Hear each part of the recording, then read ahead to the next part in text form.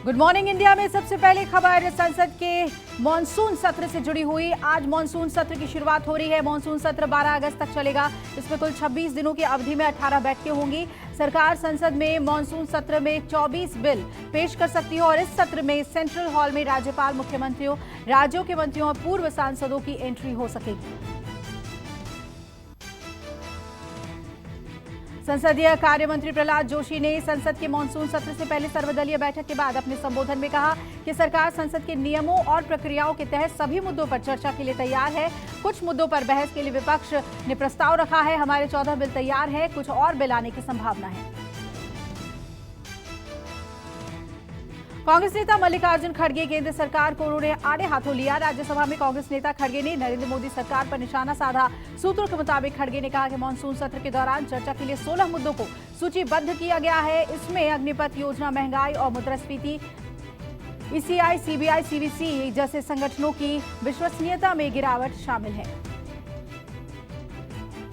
आज होने वाले राष्ट्रपति चुनाव के लिए कुल 776 सांसदों सहित 4033 विधायक अपने मताधिकार का प्रयोग करेंगे। गौरतलब है कि ये भारत का 15वां राष्ट्रपति चुनाव होगा। आज मतदान होगा और 21 जुलाई को मतगणना होगी। राज्यसभा के महासचिव इस चुनाव के लिए रिटर्निंग ऑफिसर हैं।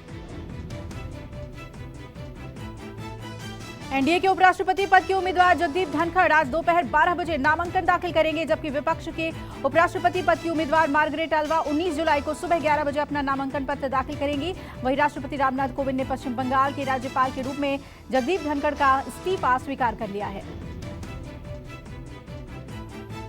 आज राष्ट्रपति चुनाव में एनडीए उम्मीदवार द्रौपदी मुर्मू को विपक्ष के संयुक्त प्रत्याशी यशवंत सिन्हा के बीच मुकाबला होगा। 4000 से ज्यादा सांसद और विधायक देश के 15वें राष्ट्रपति का चुनाव करेंगे। मुर्मू को जहां शिवसेना, बीजेडी, जेडीयू आदि दलों का समर्थन है, तो वहीं यशवंत सिन्हा को Congress, NCP, TMC, CPI, CPM, SP support कर रही है। उपराष्ट्रपति चुनाव के लिए विपक्ष की ओर से उम्मीदवार का ऐलान कर दिया गया है। विपक्षी दलों ने मार्गरेट अल्वा को उपराष्ट्रपति पद का प्रत्याशी चुना है। एनसीपी अध्यक्ष शरद पवार ने मार्गरेट अल्वा के नाम का ऐलान किया। मार्गरेट अल्वा गोवा की राज्यपाल रह चुकी हैं, वो कर्नाटक की रहने वाली हैं। बीजू जनता दल ने एनडीए के उपराष्ट्रपति पद के उम्मीदवार जगदीप धनखड़ को समर्थन देने की घोषणा की है। सूत्रों के मुताबिक पीएम नरेंद्र मोदी के मुख्यमंत्री नवीन पटनायक से फोन पर बात करके धनखड़ के लिए समर्थन मांगने के बाद यह निर्णय लिया गया। एनडीए के उपराष्ट्रपति उम्मीदवार जगदीप धनखड़ ने केंद्रीय गृह मंत्री अमित शाह और बीजेपी अध्यक्ष जेपी नड्डा से मुलाकात की। इस दौरान अमित शाह ने एनडीए के उपराष्ट्रपति उम्मीदवार चुने जाने पर जगदीप धनखड़ को मुंह मीठा कर बधाई दी और 3 दिन के अंदर अमित शाह ने जगदीप धनखड़ की ये दूसरी मुलाकात थी। इससे पहले धनखड़ शुक्रवार को भी अमित शाह से मिले थे। आज भारतीय नौसेना राजधानी दिल्ली में स्वावलंबन नाम का सेमिनार करने जा रही है। प्रधानमंत्री मोदी सम्मेलन के समापन समारोह को दोपहर 3 बजे संबोधित करेंगे। ये सेमिनार अंबेडकर प्रतिष्ठान में आयोजित किया जाएगा। इस सेमिनार के दौरान भारतीय नौसेना 75 ऐसी तकनीक और प्रोडक्ट्स को स्वदेशी कंपनियों और स्टार्टअप्स को बनाने का चैलेंज देगी, जिन्हें नौसेना खुद इस्तेमाल करेगी। केंद्र सरकार ने श्रीलंका संकट पर मंगलवार को सर्वदलीय बैठक बुलाई है। केंद्रीय मंत्री निर्मला सीतारमण और एस जयशंकर की अध्यक्षता में मंगलवार को श्रीलंका की स्थिति पर सर्वदलीय बैठक होगी, जिसमें केंद्रीय मंत्री निर्मला सीतारमण और एस जयशंकर वहां की स्थिति के बारे में जानकारी देंगे। भारत और चीन के बीच कोर कमांडर स्तर की 16वें दौर की वार्ता देर रात 10 बजे संपन्न हुई। सूत्रों के मुताबिक बैठक का उद्देश्य पूर्वी लद्दाख से डिसएंगेजमेंट पर चर्चा करना था। भारत चीन के बीच करीब 12.5 घंटे तक बातचीत चली और इस दौरान भारत ने फिर से चीन पर दबाव डाला कि वो पूर्वी लद्दाख के विवाद वाले क्षेत्रों से सेना पूरी तरीके से पीछे हटाए।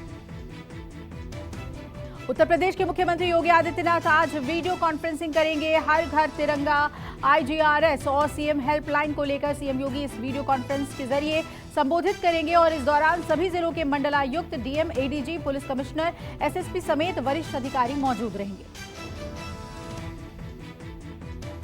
मध्य प्रदेश की राजनीति में आम आदमी पार्टी की धमाकेदार एंट्री हो गई है। आप प्रत्याशी रानी अग्रवाल की जीत के साथ ही सिंगरौली में आप की वो मेयर होंगी।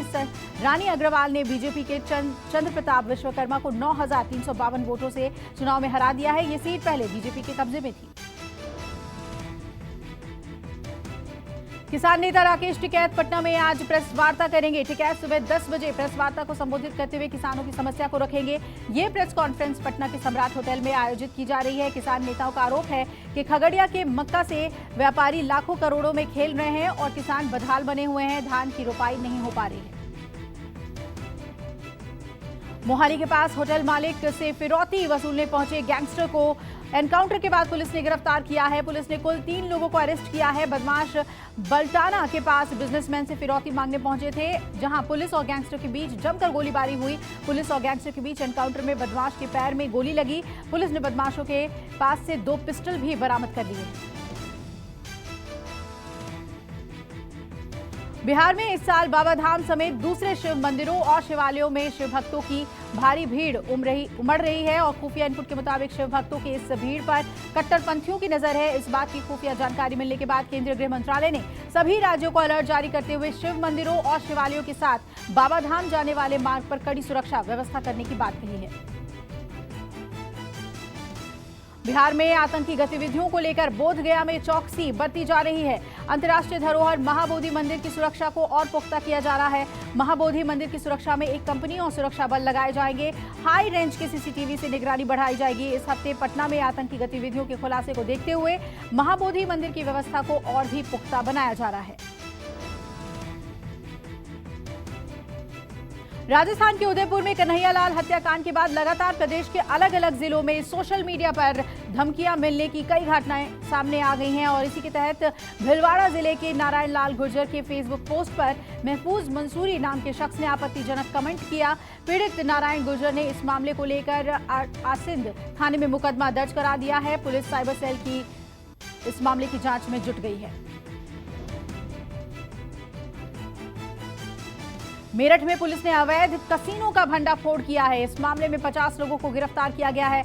अवैध कसीनो की सूचना मिलने पर एसएसपी विवेक यादव ने एसओजी टीम के साथ मिलकर दिल्ली देहरादून बाईपास पर होटल ऑक ट्री में छापेमारी की। वहां अफरा तफरी मच गई। पुलिस ने होटल से विदेशी लड़कियों के साथ कई युवकों को अरेस्ट किया है।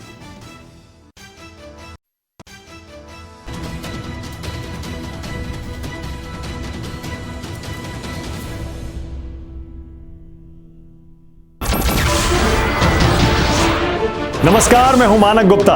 अगर आपको हमारा ये वीडियो पसंद आया हो तो इसे लाइक और शेयर जरूर करें और हां, हमें सब्सक्राइब और फॉलो करना ना भूलें ताकि आप देश और दुनिया की कोई खबर मिस ना करें। तो जुड़े रहिए हमारे साथ और देखते रहिए न्यूज़ 24।